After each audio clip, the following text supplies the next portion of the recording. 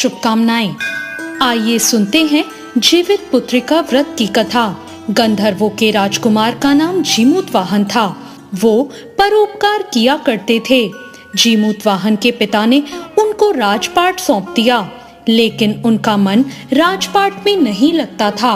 यही वजह थी कि वो राज्य का भार अपने भाइयों को देकर वन में पिता की सेवा करने चले गए।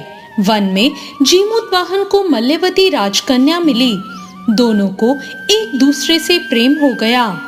एक दिन जब वन में भ्रमण करते हुए जीमूतवाहन काफी आगे चले गए, तब उन्हें एक वृद्धा विलाप करते हुए दिखी। उन्होंने पूछा कि आप क्यों रो रही हैं? उस वृद्धा ने रोते हुए कहा, मैं नागवंश की स्त्री हूँ। मुझे एक ही पुत्र है। पक्षीराज गरुड़ के कोप से मुक्ति दिलाने के लिए नागों ने ये व्यवस्था की है कि गरुड़ को रोजाना भक्षण के लिए एक युवा नाग सौंपा जाए। आज मेरे पुत्र शंखचूड़ की बलि का दिन है। आज मेरे पुत्र के जीवन पर संकट है और थोड़ी देर बाद ही मैं पुत्र विहीन हो जाऊंगी। एक माँ के लिए इससे बड़ा दुख क्या होगा कि जीते जी उसका पुत्र ना रहे। जीमूतवाहन को ये सुनकर बहुत दुख हुआ। उन्होंने उस वृद्धा को आश्वस्त करते हुए कहा, डरो मत, मैं तुम्हारे पुत्र के प्राणों की रक्षा करूंगा। आज उसके स्थान पर मैं स्वयं अपने प्राण त्याग दूंगा और लाल कपड़े में ढककर वध्यशिला पर लेट जाऊंगा, ताकि गरुड़ मुझे मारकर खा जाए और तुम्हारा पुत्र बच जाए। इतना कहकर जीमूतवाहन ने शंखचूड़ के हाथ से लाल कपड़ा ले लिया और वे उसे लपेटकर गरुड़ को बलि देने के लिए चुनी गई वध्यशिला पर लेट गए। नियत समय पर गरुड़ आए और लाल कपड़े में ढके जीमूतवाहन को पंजे में दबोचकर पहाड़ के शिखर पर जा बैठे। गरुड़ ने अपनी कठोर चोंच से जीमूतवाहन पर प्रहार किया।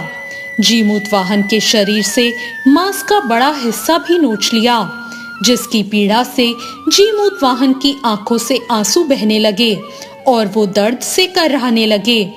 अपने पंजे में जकड़े प्राणी की आंख से निकले आंसू और मुंह की कराह सुनकर गरुड़ बड़े आश्चर्य में पड़ गए, क्योंकि ऐसा पहले कभी नहीं हुआ था।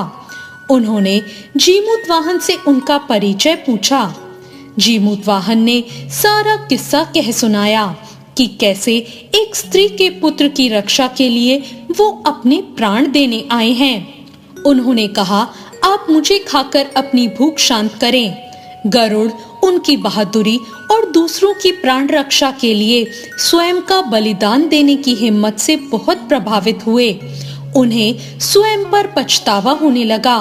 वो सोचने लगे कि कैसे ये मनुष्य दूसरों के पुत्र की रक्षा के लिए खुद की बलि दे रहा है, और एक मैं हूँ जो देवों के संरक्षण में हूँ, लेकिन दूसरों की संतान को खा रहा हूँ।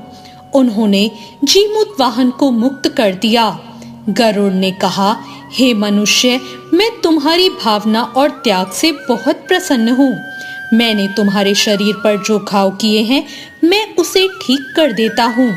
तुम अपनी प्रसन्नता के लिए मुझसे कोई भी वरदान मांग सकते हो। राजा जीमूतवाहन ने कहा, हे पक्षीराज, आप तो स्वयं सर्वसमर्थ हैं। अगर आप प्रसन्न और वरदान देना चाहते हैं, तो आप सर्पों को अपना आहार बनाना छोड़ दें। आपने अब तक जितने प्राण लिए हैं, उन्हें जीवन दान दें। गरुड़ ने सबको जीवन दान दिया और नागों की बलि न लेने का वरदान भी दिया। इस प्रकार जीमूतवाहन के साहस से नाग जाति की रक्षा हुई। गरुड़ ने कहा कि तुम्हारी जैसी इच्छा वैसा ही होगा। हे राजा, जो स्त्री तुम्हारे इस बलिदान की कथा सुनेगी और विधि पूर्वक व्रत का पालन करेगी, उसकी संतान मृत्यु के मुख से भी निकल आएगी। तब से ही पुत्र की रक्षा के लिए हर साल भाद्रपद मास की अष्टमी पर जीमूतवाहन की पूजा शुरू हो गई। ये कथा कैलाश पर्वत पर भगवान शंकर ने माता पार्वती को सुनाई थी। जीवित पुत्रिका के दिन भगवान श्री गणेश, माता पार्वती और शिव जी की पूजा एवं ध्यान के बाद ये कथा सुनाई जाती है। तो ये थी आज की कथा। आपको ये कथा कैसी लगी कमेंट करके जरूर बताएं। अगर ये कथा अच्छी लगी हो तो वीडियो को लाइक जरूर करें और अब तक आपने मेरे चैनल को सब्सक्राइब नहीं किया हो तो सब्सक्राइब करना ना भूलें। धन्यवाद।